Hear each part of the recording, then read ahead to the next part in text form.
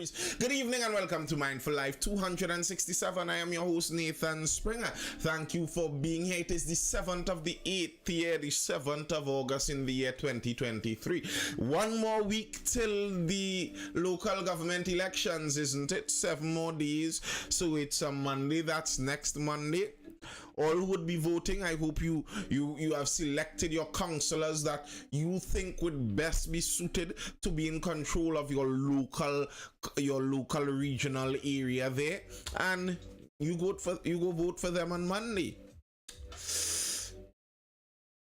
User says yellow is the code. I do not say that. I do not say what is the code here, but I must say yellow is the code has a catchy ring to it, and especially when combined together with the other MTD clips, etc, etc, etc. But alas, that doesn't really have anything to do with local government. So is yellow the code for getting that grass cut and that road paved and that pavement cast over and that manhole covered and etc, etc, etc? If yellow is the code for that, then by all means put in your yellow code. But there's traffic. I live in the central region of Trinidad and Tobago, and there's a lot of traffic. Listen, traffic is a serious issue in these parts, and to me, anybody who is able to cure the traffic in Central, you could get a listening ear from me. Hey, Joel Chow, hello, Roni. Vote against potholes. So yellow is the code, is a vote against potholes, I see. Okay, if you say so, sir, if you say so, but let's jump into this news article here. A 150 million traffic headache. Yes, a 150 million traffic headache. There's a big traffic headache in Trinidad that is causing the loss of hundreds of millions of dollars in productivity, with so much time being spent gridlocked on the nation's roads. According to the minister in the Ministry of Works, Richie Sukai, a preliminary internal study done by the ministry into traffic from Chase Village to Port of Spain in both directions shows that there's an estimated annual loss of $150 million annually in terms of productivity. Yes, thank you, love can make me. And she insists she must join. She insists. But yes, from Chase Village, potholes do add to traffic. Yes, user, potholes do add to traffic.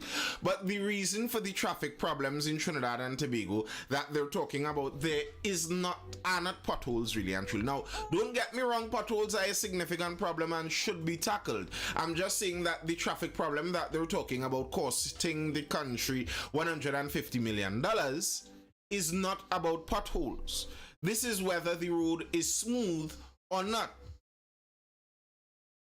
Every works minister for the past 3 decades been saying what Sukai is saying now. Jamie Ford says since 1996 I've been contributing to that total. Well, he is trying to, at least what he's saying here is he's attempting to find some ways to try and solve this, and that's a real problem when you think about it. The traffic's, and listen, what he's talking about is from Chase Village to Port of Spain and back. That return traffic right there. No other roads in the nation, no other places, no further variations. Chase Village to Port of Spain.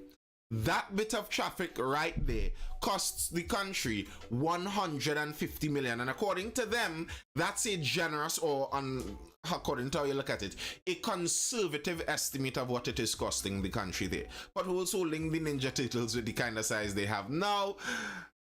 Loading and offloading of goods should be done at evenings, user says. Again, I don't think loading and offloading of goods is the cause of that traffic.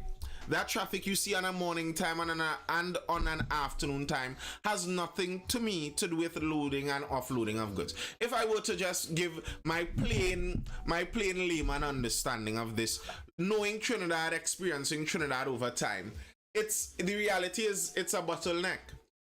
There are too many vehicles trying to get into too few spaces. everyone from San Fernando and Central is trying to get into Port of Spain. And Port of Spain has limited amount of roads, limited amount of parking. So even if you could have made a 500 lane highway from San Fernando into Port of Spain, at the end of the day, all of these cars have to slow down and find their parking spot, find their waiting spot, find their parking garage, wherever inside of Port of Spain. That's the problem. I remember years ago, this was a main topic in speaking. Yes, Jamie Ford is using that word. Jamie Ford is using that. Jamie or Jamie, I'm not sure. Is using the word that I've been hearing touted for years: decentralization. And to me is the chief solution for traffic in Trinidad and Tobago. Broadening the roads, etc., may help, but the chief solution for that peak hour traffic in Trinidad and Tobago is decentralization. The reality is the traffic sneaks its way into Port of Spain in the morning and it sneaks its way out of Port of Spain in an afternoon. That is telling the story right there. Everyone has to go to Port of Spain. Now, if it was the case that it was a private business hub and commercial business, and that's the reason, which is kind of the reason in Central, which might make Central a bit more difficult to solve, but a bit more unique. But the thing is, in Port of Spain, I think that might actually be more easy to solve, because probably 3/4 of the workers going to Port of Spain are government workers. Government workers in government services. Government services run by the state. The state which owns the majority of land in the country. The state which could decide to build one of these government offices in Guayari if they wanted to. It might have made more sense to actually build a couple government offices in Guayari than to build all in Port of Spain. That might have made more sense. But Central was built without any consideration of the future, knowingly or unknowingly, by landowners. Yes, that is partially true, Cricks and Cheese. Well, and that's not only Central, really and truly. To me, that's the entirety of Trinidad and Tobago. The entirety of Trinidad and Tobago shows a lack of foresight. If you look at the reality where we had a train system and we threw away our train system to bring in buses, that shows a lack of foresight. That is obviously people who aren't thinking clearly into the future. Bruno says work and school starts around the same time. I don't believe anything could stop traffic. Well, you bear in mind that a lot of the work is government work, and the traffic isn't just a traffic for everywhere in the country. The main traffic that they're talking about is traffic on the main artery of the country, the highways coming from Chase Village to Port of Spain. That has to do, to me, a major part of that has to do with the government services being centralized in Port of Spain. Central real claustrophobic. Well, that's what they're trying to get at here.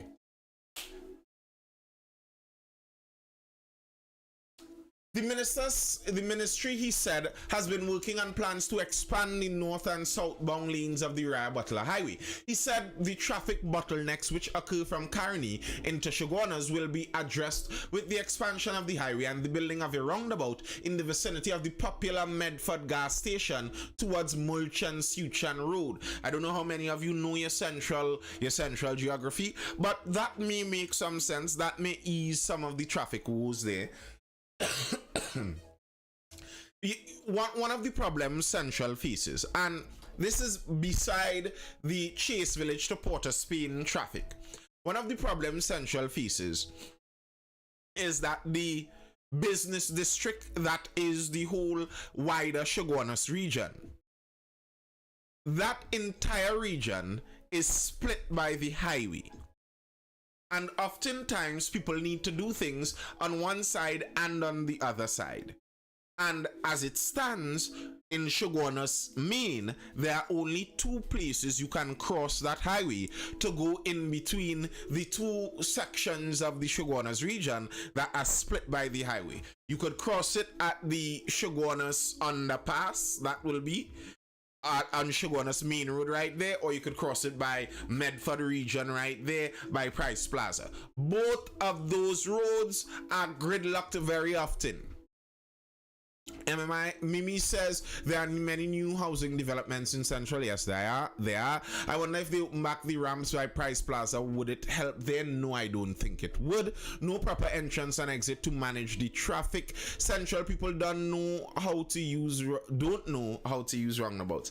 Whether they know how to use it or not, I still think it would benefit in that region, because one of the problems you regularly find, and this is for people, this is a bit into the weeds there on the topic if you know the Central region, but oftentimes at that Medford region by the gas station, people who are coming from the east, coming over the flyover, attempting to turn right to go onto the northbound of the highway, they have to wait till the traffic that is coming from the west having to cross the flyover, they have to wait for that, and that causes gridlock. So a roundabout would help some of that. It would alleviate some of that. Now, to me, one of the main issues there is there just aren't enough crossing regions in that central district. There aren't enough ways to get from the western side of the Shogunas region to the eastern side. That's, to me, one of the major problems, crossing the highway. But they're actually talking about finding solutions for that. The minister said there will be changes to the Monroe Road flyover to ease the traffic congestion in that area. He said there are also plans to install 2 major overpasses near the Diwali Nagar site and in Brentwood to bring further relief. You see, those two, to me, those two might actually make the most sense in the central region. The Endeavour roundabout is torture at most hours of the day. Yes, it is, Jamie Ford, but it would not have been better if you made it a traffic light junction. It's torture because there just is that much traffic. But having a traffic light junction or a T-road junction with no traffic lights was not going to be better. So yes, the roundabout is torture, and watching people who cannot use a roundabout at the roundabout is a torturous experience too, but to me it's the best alternative we have. I find they could have a solution like Couva. What is a solution like Couva, Bruno? I don't know what solution Couva has to traffic. Couva has no solution to traffic. The saving grace for Couva is that Couva is one main road. So it's just one road. You use the road, you get stuck on the road, and when you're done, you're outside of Couva anyway. But Couva doesn't have a solution to traffic, really and truly. And the business development in the Endeavour area generates traffic. Yes, of course it generates traffic, but it also generates business and commerce. That's not something you want to slow down. The reality is, what you want as a government, what they're talking about here, to me, is the main focus of a government. This is what a government should be doing, in my opinion. This is what a government should be doing. This is their main job. You're trying to facilitate the economic development in an area. So Shogunas has that economic development. People in the area are entrepreneurial minded. They want to open businesses. They want to expand the economy.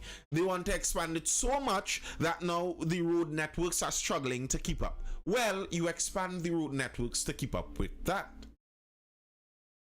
The roundabouts on the highway I'm talking about, roundabouts on the highway. You mean off the highway, not on the highway, the roundabouts right off the highway. And in that case, that's kind of what they're talking about, roundabouts right off the highway. The roundabout at Price Plaza is right off the highway, and I suppose they're talking about making a roundabout right at that Medford gas station area right off the highway also. As a consumer, I stay away from there during peak hours due to traffic. Yes, many people speak about that in Shogunas. Many people speak about that. The traffic is ridiculous in those regions, and that's what they're trying to solve. And I honestly believe the 2 overpasses that they're talking about stands a high possibility of easing some traffic. if you build an overpass at the Diwali Nagar, so people who are coming from the Endeavour region and want to go to the northbound just to get onto the highway, they don't have to go through the Price Plaza. They don't have to go through the Price Plaza region and that whole Price Plaza mayhem. They could just cross over at the Diwali Nagar and go on to the northbound of the highway. That makes a lot of sense. That makes a lot of sense. And similarly, an overpass at Brentwood to help those who are at Edinburgh. And you want to, if you're right now, as it is in the Shogunas region, anyone in that Edinburgh 500 region, in that Montrose region, they have to go through that one road across, under the highway to then turn on to the highway to go northbound. That's a problem. That creates a gridlock. So if you create another overpass somewhere at Brentwood there, I could see those two overpasses really helping the problems in Shogunas. As I said, to me, one of the main problems in Shogunas is there aren't enough ways to get across the highway. That's the big issue. Shogunas looks like it may not have been too much of an issue if the highway was diverted some way around Shogunas, but as it stands, the highway goes through the center of Shogunas. That creates problems. Do you think roundabouts make sense? Yes, I do. Roundabouts, I understand the argument many people have for roundabouts, where many people don't use roundabouts sensibly. I know, I drive, I see it. I live in Central, I see the Price Plaza roundabout, I see the mayhem. But what is the alternative? A traffic light? A traffic light where if I pull up at a traffic light and it's red on my lane, but no other lane is moving, they have a green but no one is there, I still have to wait for the red at my lane. While a roundabout allows traffic to be filtering constantly, whether the light is on or not. Or if it's just a T-junction where you just have to wait for the kindness of someone to give you a pass. I don't think that's any better. I understand the problems with the roundabouts, but I just don't see what would be the better alternative than a roundabout. A roundabout just allows that easy filtration. And yes, people use roundabouts horribly, but I think over time, as you add more, people will just get it generally better and better and better. The main problem is those drivers of a specific gender who think that they always have to come to a complete stop before they merge into a roundabout. Stress. Kendall Holder says, I've been to Barbados. If been to Barbados or Europe, you'll know a roundabout makes sense than traffic lights. Yes, it makes more sense than a traffic light. Anyway, Barbados is the land of roundabouts. I've never had traffic on the highway. Bear in mind, we have more cars per capita. So a part of the problem is just the number of cars that we have here in Trinidad and Tobago. We are a country that prides itself on vehicle ownership. Many houses have 2 and 3 vehicles inside their car parks, inside of their garages. So a part of the reason is just the number of vehicles. Okay, Nisi, if that's what you think, okay. Me too, Dishan. I hate traffic lights also. And I love roundabouts. I find roundabouts make so much sense. Instead of having to wait for a traffic light, instead of having to wait for someone to give you a pass, you go to the roundabout, you see who is on the roundabout, you see if there's space, you go in and you come off where you have to come off. That makes so much more sense. Most European countries use more roundabouts. Well, that is the intention that they are talking about here. They're planning to add more roundabouts in the Shogunas district, and they are planning to add 2 new overpasses. For me, I am most excited about those overpasses. Those overpasses giving the option to cross the highway at other points beside mid Shogunas at Busy Point or at Price Plaza. Whew. That is the relief I think is needed greatly in Shogunas. All right. Now, moving along to another article, another story I saw coming out recently. And a story I think has global implications. More possible carpooling days provide some kind of incentive, whisper work from home quietly. 10 out of 10 for overpasses, but is what timeline we looking at, because the focus is business right now? Well, I don't know what timeline we're looking at with the overpasses. I hope sooner rather than later. Dishan, I don't want any of those kind of things. I understand the benefit of those carpooling days and stuff, but I really don't want our government to infringe more on people's freedom. Like, nearly every time those things happen, it's the poorer people and lower classes that suffer first. So if they do anything, some people may say what we need in this country is to decrease the ownership of private vehicles. You know, there are too many cars on the road, so what we need to do is stop people owning as many cars. And some people don't understand when they say things like that. If you stop people from owning cars, the people that are going to be stopped first are the poorest people. The richest people with the 4 vehicles, whatever process you are attempting to do to reduce vehicle ownership, they will be able to afford that process. So what you are going to do is decrease the possibility of the lower classes of people owning vehicles, and I don't want that. Carpooling is very likely going to cause just the lower classes of people to be forced to share their vehicles, while the wealthier people would still sit in their luxury seats. Hi, what's going on? China could build a flyover in a matter of weeks. Here, I'll give it about 2 election cycles. Well, China is an authoritarian country. Just bear that in mind. What the Chinese government says goes. They don't have to worry about legal challenges to all of that and things. So China is a bit of a different ball game than Trinidad and Tobago. Bruno says, like, raise the prices to reduce bias. I find that solution was the worst. Yes, it is a horrible solution. And like raising the taxes on those vehicles, I'd always remember when our finance minister stood in parliament and spoke about, you know, we have to raise the taxes on those vehicles with large engines, and he spoke about vehicles with engines over a certain size. They were raising one of the duty fees on them to make them more expensive, and he said the people in this country don't need vehicles with those large engines. And he said that probably a couple weeks after he purchased a Mustang vehicle with a massive engine with a tax write-off from the government using his parliamentary politician privileges, as it would, the privileges they are offered on tax write-offs. So that's why I don't want those things. Don't tell me that you want to reduce the amount of cars in the country, because what that's really going to do is reduce the amount of cars for the poorer people while allow those wealthy people to still do what they're doing. No. Miss me with those solutions. Personally, that's not where I find solutions. And regularly all around in the world, to me, that's how the world treats a lot of solutions. They work. All right, so climate change is the big issue. There's too much carbon dioxide in the atmosphere. Well, what we're going to do is all of the billionaires are going to jump in their private jets, fly all around the world to lecture the poorest people on stop eating beef because cows fat too much, and the cow's fat produces methane gas, which is a greenhouse gas.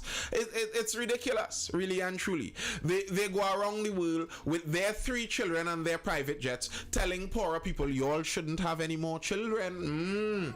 They go around the world on those private jets telling you that we pay for our carbon write-offs. So because we pay carbon write-offs, that means we could maintain our lifestyle, but you got to turn to a vegan or eat bugs to, you know, lower your carbon footprint.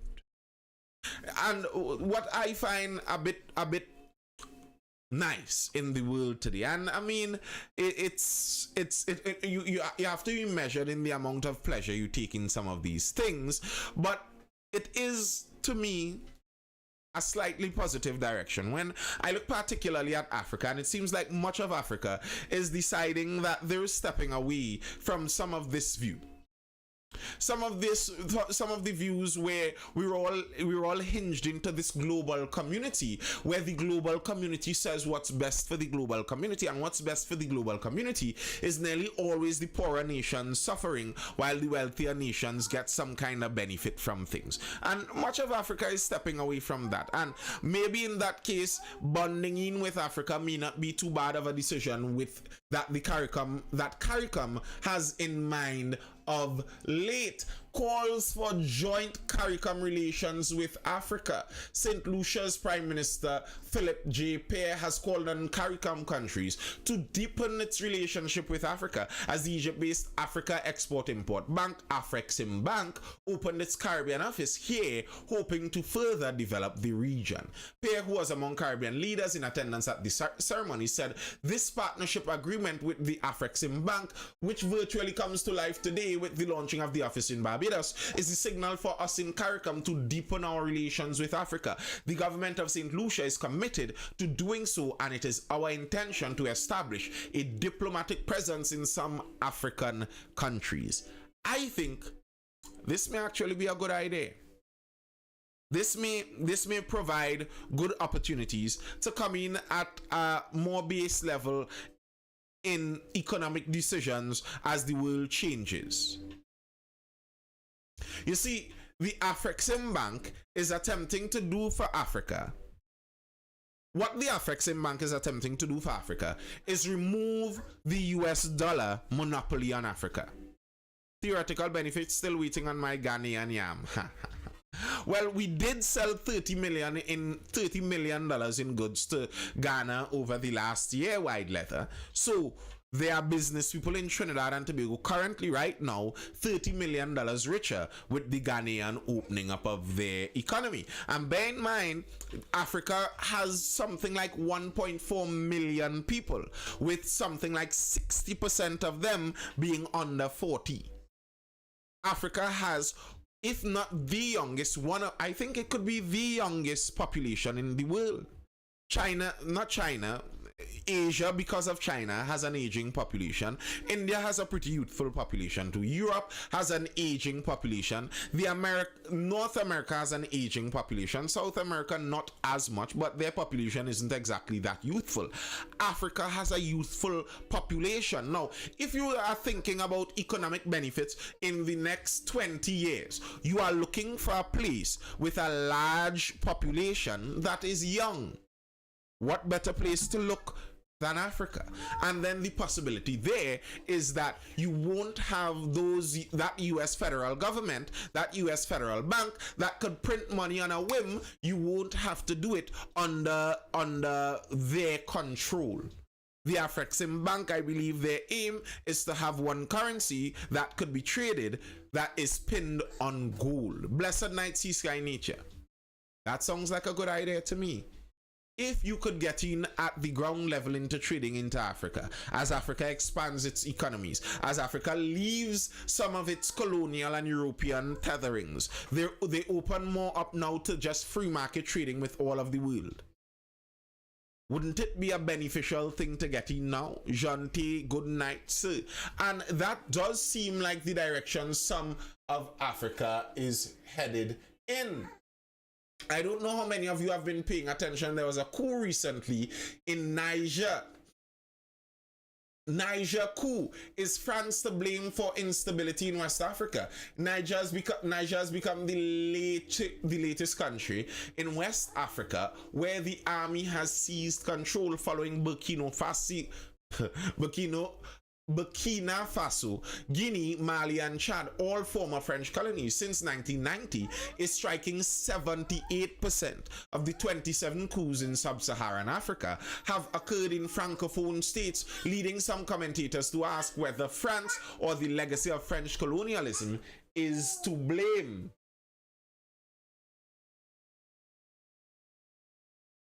What's going on?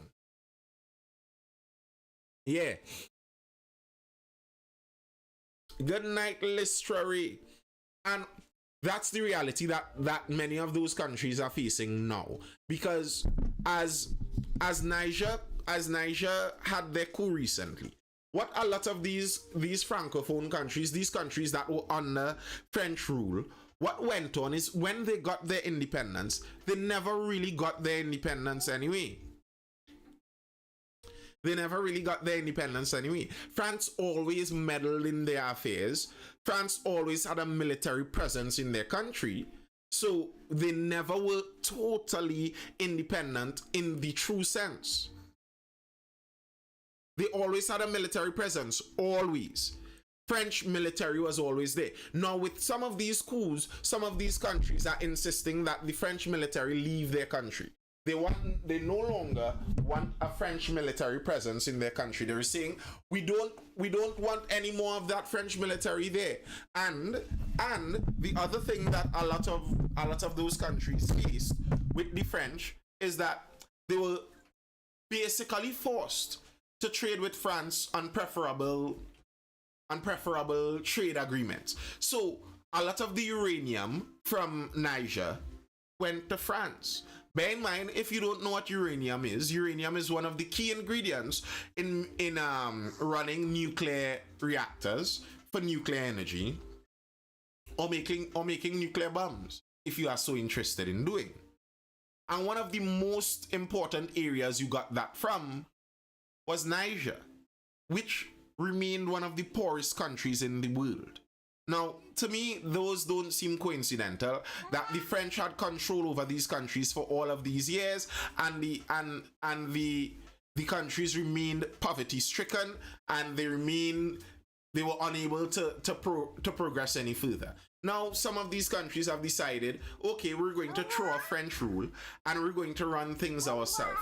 And this is creating some problems, because right now in that area in Western Africa, some of those states, a serious portion of those states have moved away from Western influence. Blessed night, Cordell Goulding. Quite a few of those states have moved away from Western influence. Some of them have actually shown support to Russia. What this is creating now is a whole different setup for the world. So Afrexim Bank, that is looking to fund a lot of Africa, is sponsored for the large part by China.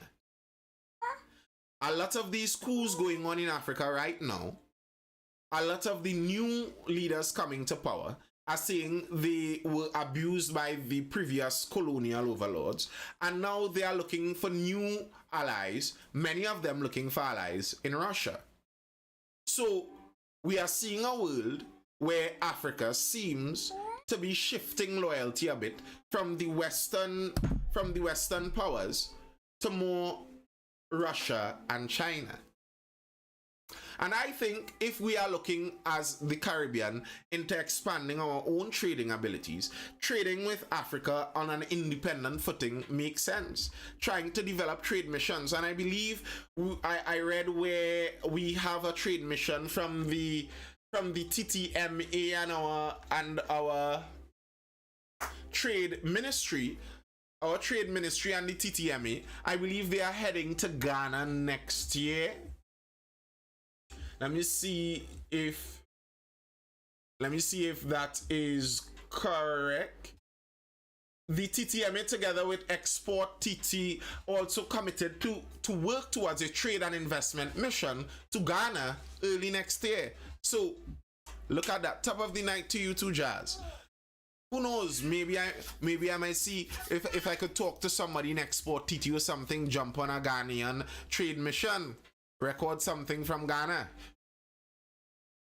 Are we talking about BRICS tonight? I've been away too long. Well, we aren't directly talking about BRICS. We're talking about the opportunity for CARICOM to open up trading with Africa as a trading bloc, and Africa as it's moving in geopolitics. Africa as an entirety seems to be moving more and more away from Western influence, particularly European and American influence, moving more towards Chinese and Russian influence. Now, what that might be on any other kind of scale, what your view of politics and morality might be, that's one. But on the economic side, on the trade side, I think that's a unique opportunity, and one that we should not just leave in the wind. And finally, the last bit of story that I have for the evening is heading back into the guns. Unfortunately, heading back into the guns, because the Prime Minister recently gave another statement on this whole guns issue.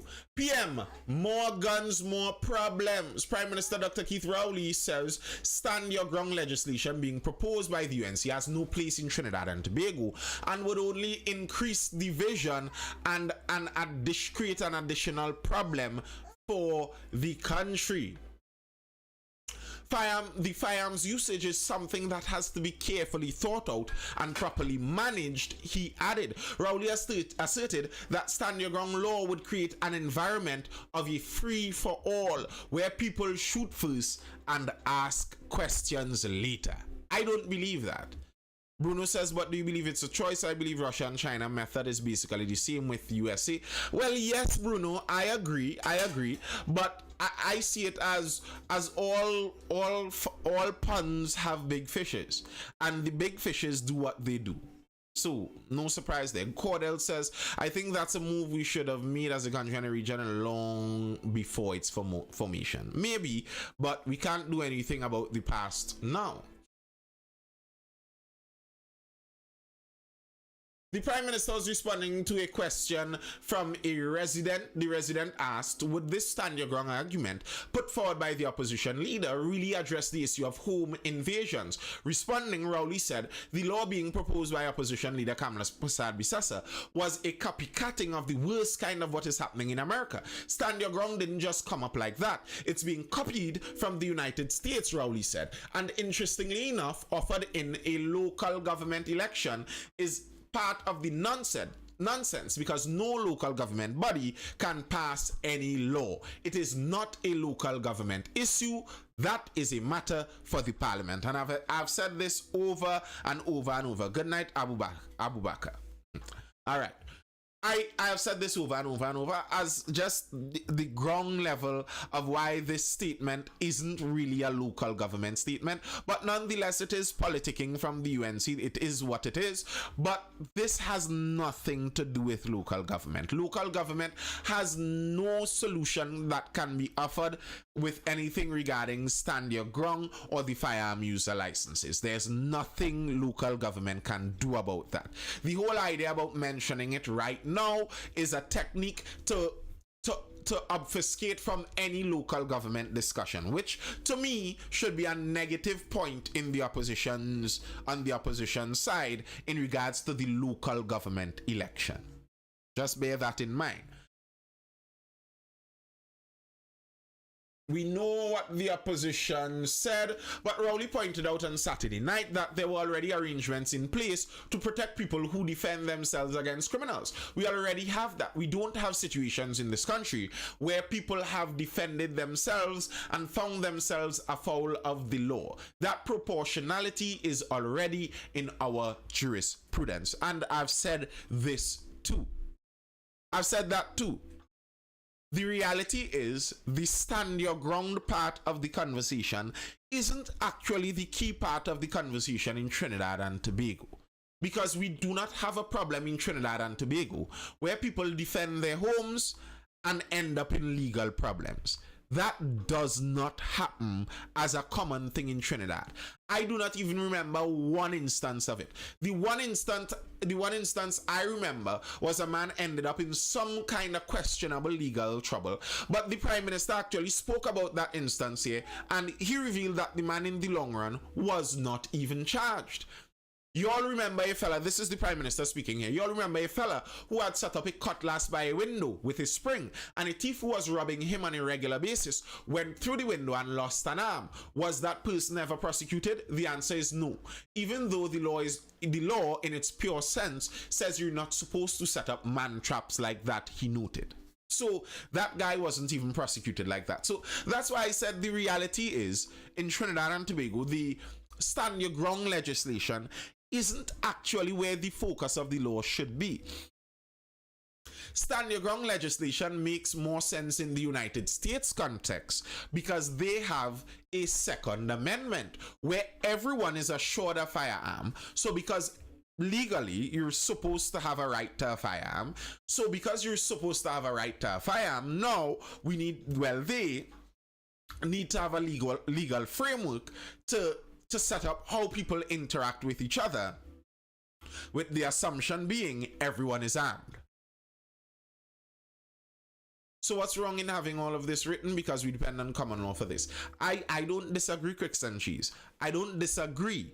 I am just saying that making stand your ground the highlight, the tip of the spear of the conversation makes no sense, because it's not where the problem is.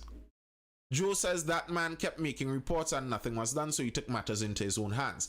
And Joe, that is exactly the argument for the firearms right now.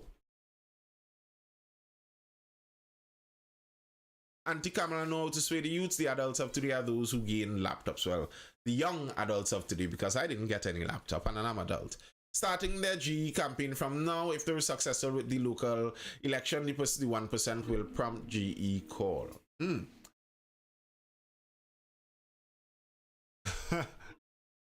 Somebody just had somebody for dinner. All right.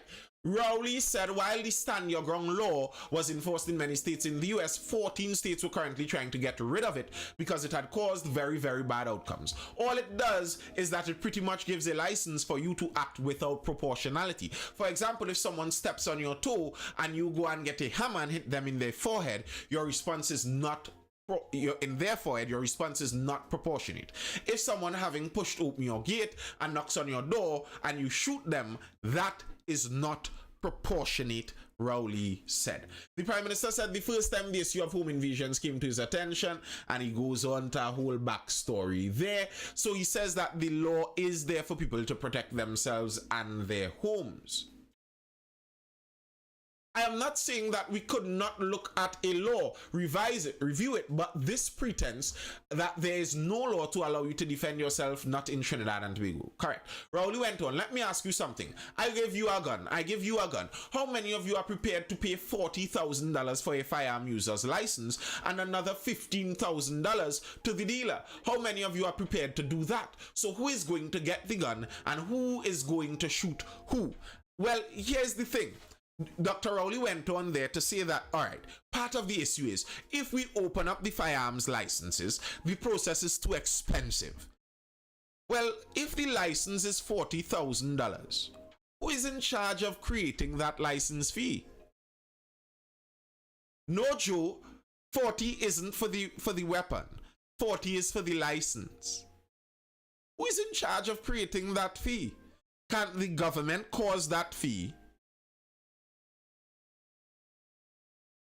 Can't the government cause that fee to be basically zero? And even if, I know he said that the corruption fee was 40 to 100,000 to pay for a license fee, but that's not what the fee is supposed to be. So using the fact that the government allows the licensing division to be corrupt as an excuse to not give people licenses makes no sense. That doesn't make sense. He is saying, okay, my government has allowed the firearm licensing division to be a corrupt criminal enterprise, but because it's a corrupt criminal enterprise, now y'all can't receive licenses. How does that make sense?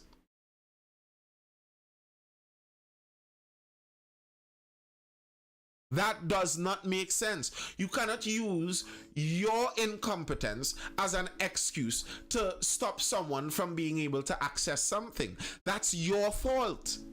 That's not on the population. And what about all the families that want no part of a gun, because a gun is a serious thing to manage and look after, because if you mismanage it, you could end up in jail. Well, that's just the thing. You don't have to get a license. No one is demanding that everyone get a license.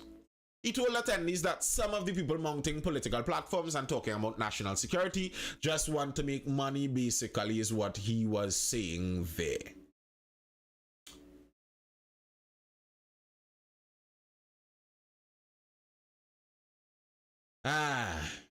I disagree. Differing views and stand your ground. Independent senator and psychiatrist Dr. Varma Diyal Singh said he has been a victim of crime 5 times. He said he will strongly support any policy or legislation to enact stand your ground defense by citizens. Now, this is something I've noticed. Many of the people who are very much in support of being able to defend themselves are people who have been victims of crime. Crickson, she says, I agree there should be a cost to obtain the FUL, but not 40K. Wide Leather says, so Keith is aware of the bride price. Is the office of commissioner their cash cow? I don't know, sir. But yeah, I've noticed this. Many of the people who are most okay and open and enthusiastic about allowing people an easier right to arm themselves and defend themselves are people who have experienced crime and been victims of crime.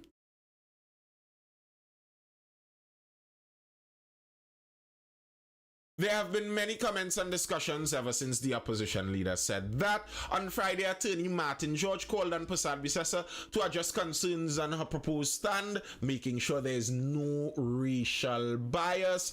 Contacted on Sunday, Dr. Diyal Singh said he too strongly supports its use and wonders if the opposition leader actually got the idea from a column he wrote for a newspaper in 2021. And here's the thing.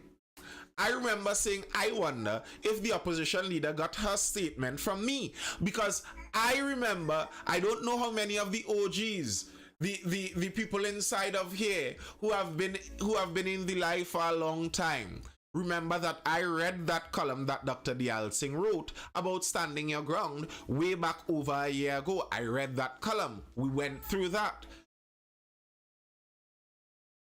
Right. He called for the use of the Castle Doctrine, which states people have the right to use reasonable and even deadly force to protect themselves against intruders in their homes. Stand your ground law goes beyond the common law Castle Doctrine in that it gives someone who believes their life is in danger the right to use force, including deadly force in self-defense, and removes the duty to retreat in public spaces. Government has rejected calls for this. We know that. Now, Cordell Golding says the TTPS has always been a government cash cow. Nothing new, hence the reason for all the puppet cups.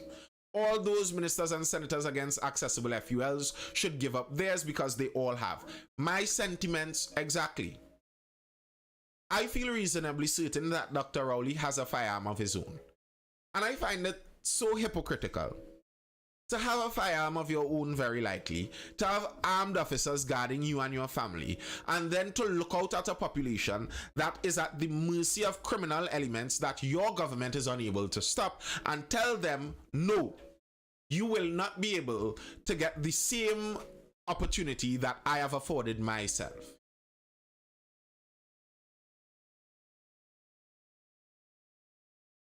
It's ridiculous. No, I didn't read that, Cricks and Cheese. I didn't read that. Now, I find it interesting that Dr. Diyal Singh, who was a victim of crime on 5 occasions, was the one who was for this law, and the lawyer who was against this law. However, attorney Kristen J. Williams said the issue goes much deeper than this and could also affect TT's international image. And he went on to speak about how this law might cause someone to shoot a foreign dignitary. Like, that is what he said. Let me see if I could go. Somebody might want to stand their ground. Somebody might want to shoot and reload. Someone might be accusing of being blunt, incapable of solving domestic crime. He also said the possible legislation could have international repercussions if the son, spouse, family member, or loved one of foreign diplomats were hurt. Like, what? Stand your ground law and allowing people licensed firearms are going to hurt foreign diplomats? But I find it very interesting.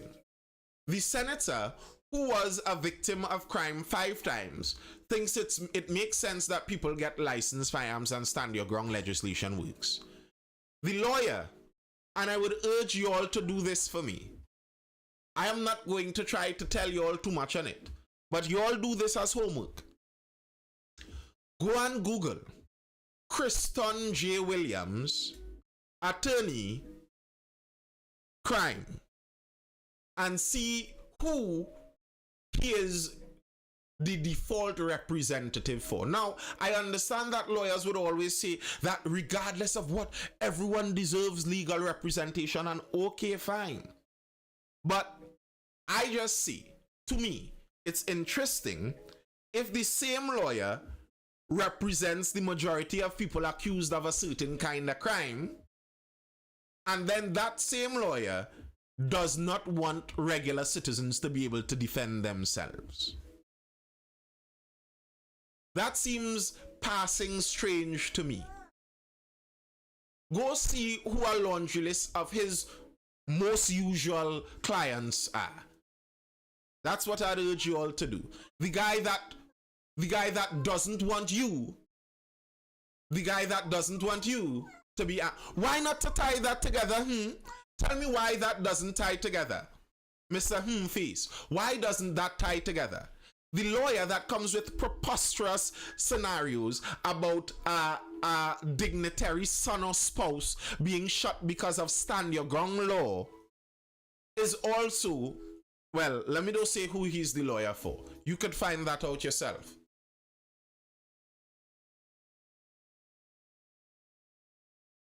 Shahid Abdul Hamid.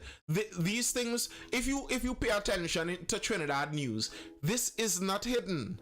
The names of certain lawyers, you know who and where they are associated. You know that. It's not a strange thing. You know where they are associated. And I just find that strange. That does not seem like a 1 + 1 = 2 to me. And I will not be surprised if the lawyer saying that maybe has his FUL already.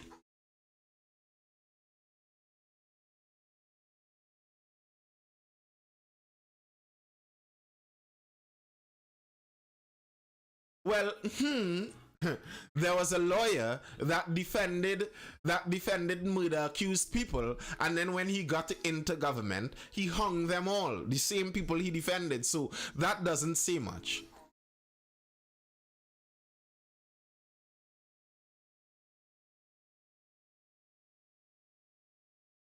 Right. So that doesn't say much. I am just making the point that many of these people seek their own interest. So I don't take your word on what the law should be in that case with any seriousness. Because to me, it seems very much like it's seeking your own self-interest. That's what it seems like to me. And listen to this. While we're so worried about who will be shot if stand your ground legislation is put in place in Trinidad and Tobago, because we're worried about who would get a gun. Let's look at this. Let's look at who already has a gun in Trinidad and Tobago. Boy 15 among 3 shot in Dow Village, 5 Venezuelans arrested. Southwestern Division Police arrested 5 Venezuelans for shooting 3 people, including a 15-year-old boy. The police said the shooting stemmed from an altercation between a 49-year-old man and a group of Venezuelans at Sweet Bay Bar at Southern Main Road in Dow Village at around 8:30 a.m. on Sunday. Like, first of all, 8:30 on a Sunday, you should be ashamed of yourself. What you doing by a bar 8:30 on a Sunday morning? Behave yourself. But okay, they by a bar 8:30 on a Sunday. The man got into a war of words while lying in the bar and left to go home. However, several men chased and attacked him along Agricultural Road. One of the men chopped the man on the right side of his face. Gunshots then rang out and the man felt a burning sensation to his back. Police said the second victim, a 37-year-old, was an innocent onlooker standing nearby when the attack occurred. He felt a burning sensation in his left foot and realized he was shot. The teen, the 15-year-old boy, was in the back seat of a black Mazda 3 car, which was heading out of the street. He felt a burning sensation in his left outer thigh. News they learned he was on his way to a church. So while we're talking about, if more people get licensed firearm and they stand your ground come in Trinidad, people will be shooting gun all about. And what if innocent people get shoot? Well, 5 Venezuelans already had a gun and was shooting it randomly. 5 Venezuelans in Trinidad and Tobago already were able to get a gun. The point I've been making all the time. No, the 15-year-old boy wasn't in the bar. Listen to this story again. One man had an altercation with the Venezuelans inside of the bar. The man left the bar. They followed him as he left the bar. When he was on a road leaving the bar, they got into an altercation again with him, chopping him once, and then someone pulled out a gun and started shooting, apparently indiscriminately. The man himself was shot, and 2 innocent people were shot. One was an innocent bystander, uninvolved, and one was the 15-year-old boy in the backseat of a car on his way to church. Sunday morning.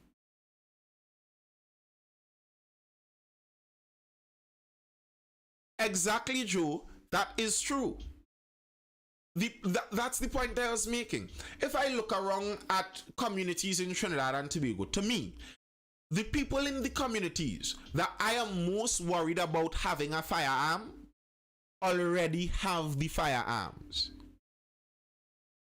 That's the reality. You go into a bar, standing on a corner somewhere, you're bar hopping across Trinidad and Tobago. You look inside of the bar. All of the normal cool guys you see, they're unarmed. You see the guys that looking sketchy, that you're worried about from the time you jump in the bar, you're worried about them. They are the guys who have the guns already. The people who you are most worried about having the guns in Trinidad and Tobago are the people who already have the guns.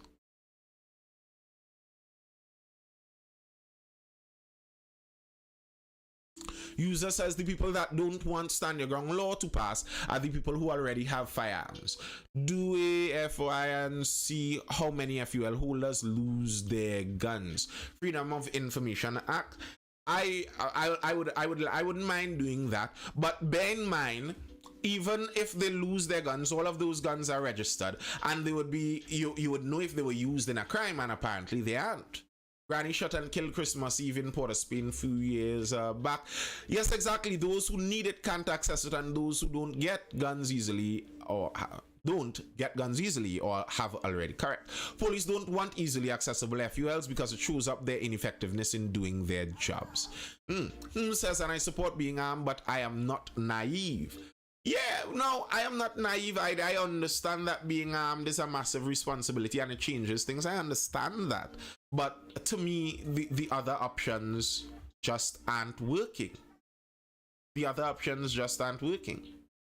You can't say that you fear for dangerous people getting guns in Trinidad and Tobago. What would happen in Trinidad? What would happen in this country if mad people get guns all about the place? Well, the mad people already have the guns. That is the problem. And obviously, our police and our security apparatus cannot stop them from getting it. Like, if it was possible for them to stop it, then fine. But it's obviously not.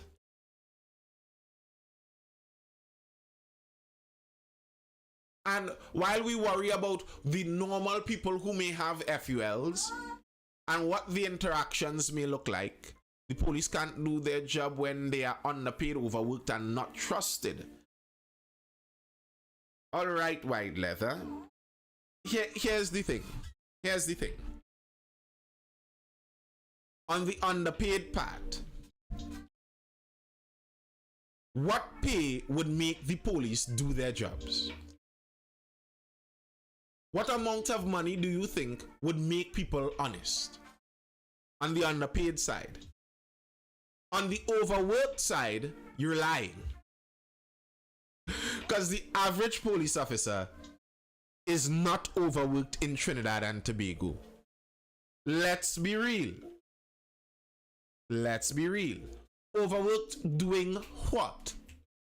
What is the overworking that the average police officer undergoes in Trinidad and Tobago? What? How are they overworked? Sitting in an air-conditioned vehicle, their bums get real tired sitting in that Range Rover seat. Sorry, not Range Rover. Grand Vitara seat. The Grand Vitara seat really hurts their butts.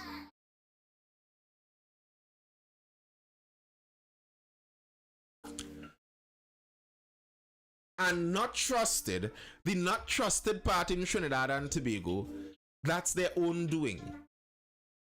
People don't trust the police because the police have shown themselves to be untrustworthy. Joe says there's a process to obtaining an FUL and those that apply are vetted, even officers. That is true, but the Prime Minister has already confessed that the process is corrupted too. That's the problem. We need a clear, transparent process. Not all police sit in vehicles all day. I agree, user. Shahid says, one day I wish you'd be afforded to come and work where I work. You'd enjoy it. Joe says some of them are really overworked though. Just as the public service, I wouldn't doubt that there are some public servants that are overworked. I wouldn't doubt that. But to tell me that in general public servants are overworked, you're selling me a lie. I would not doubt that there are some officers holding down some positions that do a human service. They do more above and beyond what they are called to do. I will not doubt that for a moment. I'm sure about that. But to tell me in general that police officers are overworked in Trinidad and Tobago, I'm not buying that. Bruno says the gun trade is funding a lot of persons and the selfish persons could care less of what happens. Is funding, yes, I know. And there are police officers in Trinidad involved in the gun sale trade, in the gun sale and gun trade. That's a known thing. Police officers in Trinidad are involved in it. That's why people don't trust police. Running down woman when on the walk is tiring, you know. It does keep we fit too. Alright, Cricks and Cheese, alright. Cordell Gooding says Supercat said it best. Every time you recruit a bad police, it spoils your reputation of a good police. Correct. Trinidad is a weird place. Where isn't a weird place? Where is the normal place that you know? Tell me about this normal place. User says I'm a police officer and at times it is very much so difficult. I don't doubt it. I don't doubt that at all, sir. That's what I just said. I don't doubt it at all. But I also said, in general, for police officers, I don't see them being overworked. Generally. I don't believe it. I just don't. What you'd have to explain to me, the general police officer, how are they overworked?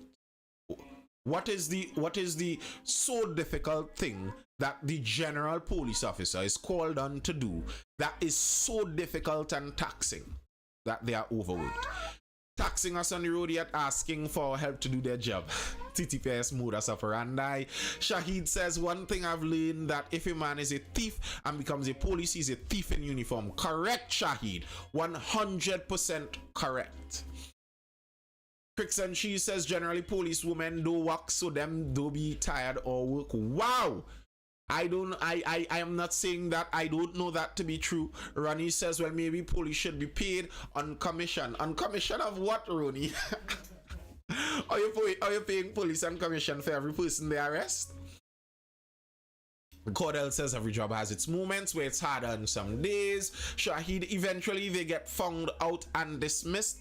I don't know if that's true because there are many allegations of police officers that have been in the police service for a very long time and still remain crooked, corrupt thieves. KCR says, you think giving citizens easy access to guns will solve home invasions? It will solve some. I'm a police, so I know this to be true. Wow. Cordell says they already are on commission when they give multiple tickets. The problem with Trinidadians is we don't like each other. I like Trinis, so I don't have that problem. I don't have that problem at all. I like my fellow Trinis. Trinis are good people, aren't they?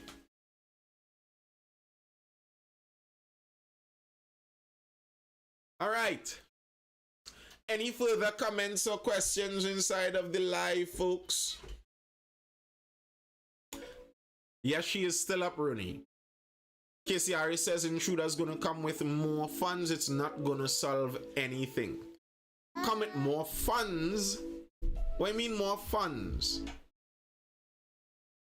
You have to understand, for an intruder, for home invasion, it's a risk reward thing, you know. It's a risk reward thing. Do you think that 4 men are going to come into a home where they know one of them is going to die, they are all going to be guilty of murder by the end of it, and all of that just to steal a 52-inch TV?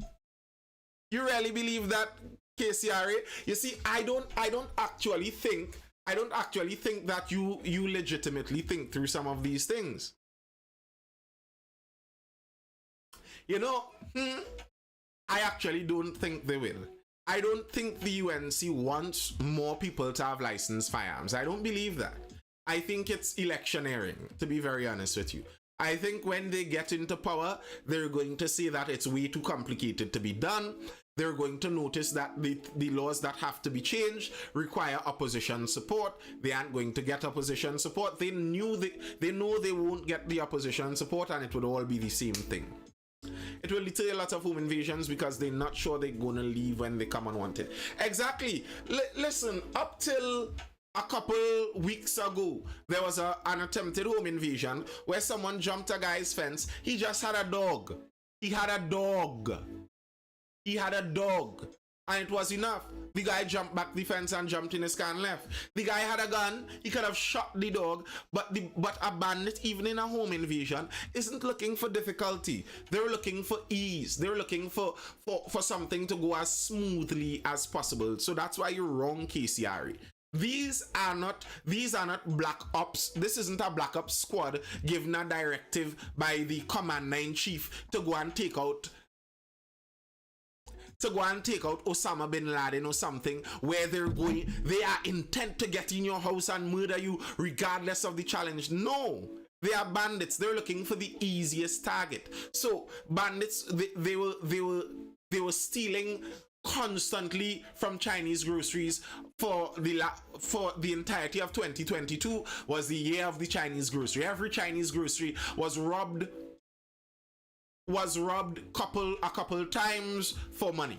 Okay, these Chinese groceries decided to get armed guards. Now, yes, they still get robbed sometimes, and yes, the guns from the armed security guards are stolen when they get robbed. But for the Chinese grocery that was robbed 2 times every week, now they are robbed once every 8 months. If the bandit gets lucky, would they be willing to take that trade-off? And in a country where licensed firearms are prevalent, stealing a gun isn't a very big thing. It's like stealing a cutlass. I mean, yes, stealing a gun, you get another gun, but it isn't a rare thing in the country. Right now, stealing a gun is such a big thing because it's a rare thing in the country. If everyone has a gun, stealing a gun becomes irrelevant to a great extent. What, you'd have a second gun? You don't really shoot any more accurate shooting with both hands. It's one hand you could shoot with anyway. If you came with a gun to rob me and you robbed me of my gun, it doesn't make you any more dangerous than you were. You came with a gun in the first place. They got a second gun, but they always had a gun. Too much gunshots on a home invasion makes it easier for them to get caught. Correct. Guns not rare, you just don't want an illegal gun. Who's stealing gun these days? People not robbing to get a gun. Correct. That's my point. And especially if firearm licenses were more prevalent. People don't need to steal that. It's not something that they're robbing for by and large if they were doing such a thing. And bear in mind, someone saying that, you know, the bandits would come with more guns. If firearm licenses are more prevalent, and you come to my home to rob me, and to rob me, you have to engage in a firefight that lasts 10 minutes. Okay, you murder me and my entire family. All right, you're a mass murderer. But don't you think all of my neighbors who also have firearms would have heard all of the gunshots? How are you going to make it out of the community alive? How are you going to make it out of the community alive? How do you know that? How do you know most times a FUL holder loses firearm, it don't make news? How do you know that? Do you work in the FUL lost and found? Are you just making a statement of fact, not knowing? Bandits would start to steal from their community. Exactly, Bruno Boss. That's exactly what would happen. That's exactly what would happen. The bandits would have to steal from their own community, and their own community would recognize what a menace they are, and their own community would have to sell them out more.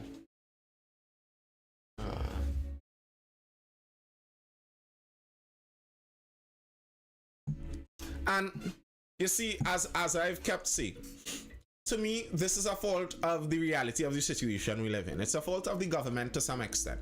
If you create a scenario, we live in a scenario where the criminals have access widely to weapons. It doesn't make sense that you try and say you're trying to run a no weapon country. You have already failed at that. You have already failed at that. How is it persons want a legal firearm as opposed to an illegal one, which far more easy? And that is a problem. Well, an illegal firearm would get you put in jail if you use it. The more of us have guns, the less TTPS they need. A lot of them will have to take VSEP. Police fighting for their own survival. Everyone in Trinidad and Tobago have access to firearms if they so chose to. For illegal firearms, I mean? So add more weapons. Yes, add more weapons. Corruption is the problem we don't want to address because greed is the order. Yup, correct. Alright, people. That's all I have for now. If there are no further comments or questions, I'm looking to dive out there. I have an early morning start to do. I will see you guys again for the next Mindful live session, which is going to be tomorrow evening around that 9:30 p.m. time. Listen, this evening we started around 9:30. You're grabbing me. You're grabbing me, youth. We started around 9:30 this evening, so you know we on time. We on time. So, I will see you guys again for the next Mindful Live session tomorrow. Until then, folks, peace out. I hope you're educated, informed, or entertained, and I will see you guys later. Tell them bye. Tell the people bye-bye. Say bye-bye.